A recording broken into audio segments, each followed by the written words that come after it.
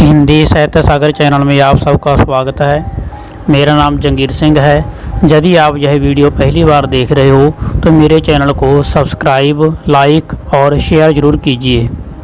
भगवती चरण वर्मा, उनके जीवन परिचय के बारे में, साथ ही उनकी जो साहित्यिक विशेषताएं हैं, उनकी रचनाओं की साहित्यिक विशेषताएं हैं, उनके बारे में पढ़ेंगे। जन्म: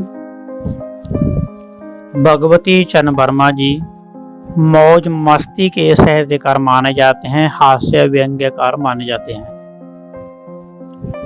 बहुत से विद्वान इन्हें मानवतावादी साहित्यकार भी मानते हैं।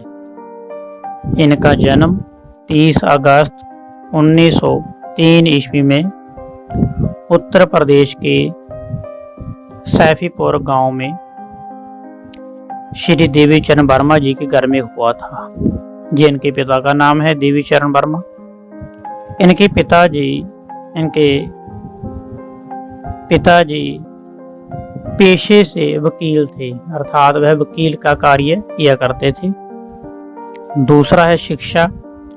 वर्मा जी ने BA LLB की परीक्षा पास की और वकालत का कार्य भी किया। बाद में इन्होंने वकालत छोड़ दी और ऑल इंडिया कंपनी में रेडियो का काम करते रहे, सेवा करते रहे। 7 वर्ष इन्होंने वहां पर कार्य किया। ऑल इंडिया रेडियो में 7 वर्ष तक काम किया।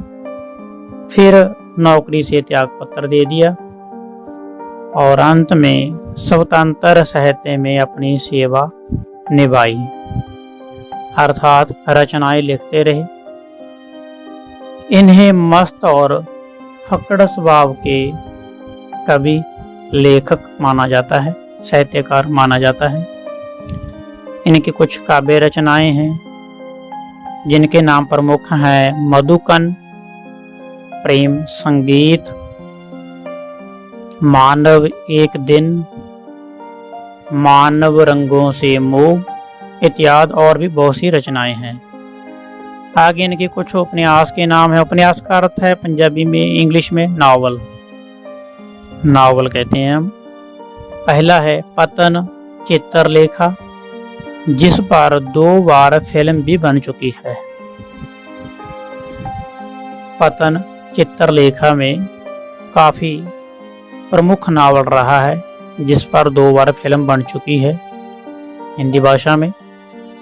भूले बिसरे चित्र, 3 वर्ष, टेढ़े मेढ़े रास्ते, आखिरी दांव, अपने खिलौने, वह फिर नहीं आई, समर्थ और सीमा, थके पांव, जो हमारे सिलेबस में है, हम पढ़ेंगे। बहुत ही अच्छा नावल है, उपन्यास है। सीधी सच्ची बातें इत्यादि ये इनके प्रमुख नावल माने गए हैं। आगे हैं कुछ कहानी संग्रह है। इंस्टॉलमेंट, 2 बांके, मोर्चाबंदी इत्यादि। इन्हें कुछ पुरस्कार भी प्राप्त हुए हैं जो निम्नलिखित हैं, जैसे कि साहित्य अकादमी पुरस्कार, पद्म भूषण पुरस्कार। साथ ही वर्मा जी, भगवती चरण वर्मा जी राज्यसभा के सदस्य भी रहे हैं। जिस प्रकार अमिताभ बच्चन के पिताजी हरिवंश राय बच्चन भी राज्यसभा के सदस्य रहे थे, उसी प्रकार वर्मा जी भी राज्यसभा के सदस्य रह चुके हैं। मृत्यु: भगवती चरण वर्मा जी की मृत्यु 1981 ईस्वी में हुई। इनका साहित्य स्वतंत्र साहित्य के रूप में जाना जाता है। जो इनका साहित्य लिखा गया, इनकी जो रचनाएं हैं, चाहे वह कविताएं हो, चाहे कहानियां हो, चाहे उपन्यास या नावल हो, तो जितने भी इन्होंने कृतियां लिखी, रचनाएं की, उन्हें स्वतंत्र साहित्य माना गया है, आजाद साहित्य माना गया है। तो इनके साहित्य की कुछ प्रमुख विशेषताएं हैं। जो सबसे पहले पॉइंट आता है वही स्वतंत्र पथ के राही। स्वतंत्र होता है आजाद, रास्ते के राही। वर्मा जी ने स्वतंत्र रास्ता अपनाया था। इन्होंने छायावाद और प्रगतिवाद को नहीं अपनाया था। इन्होंने अपनी रचनाएं स्वतंत्र ही लिखी, जय अक्खड़ स्वभाव के थे और इन्होंने सैद्धांतिक सीमाओं को भी स्वीकार नहीं किया, नहीं माना। दूसरा है प्रेम की महत्ता। वर्मा जी अर्थात भगवती चरण वर्मा जी, ना बड़ा नाम बार बार लिखने की हमें जरूरत नहीं है। वर्मा जी की कविता प्रेम संगीत तो पूरी तरह से प्रेम को ही समर्पित थी।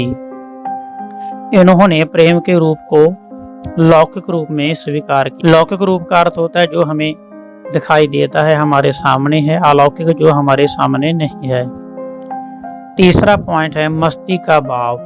वर्मा जी की रचनाओं में मस्ती बड़े भाव मिलते हैं, जैसे कि हम दीवानों की क्या हस्ती, हम दीवानों की क्या हस्ती है, आज जहां कल वहां चले, मस्ती का आलम साथ चला, हम धूल उड़ाते जहां चले। तो इस प्रकार की इनकी कविताएं हैं, इनकी रचनाएं हैं, पढ़ने में बड़ा मजा आता है।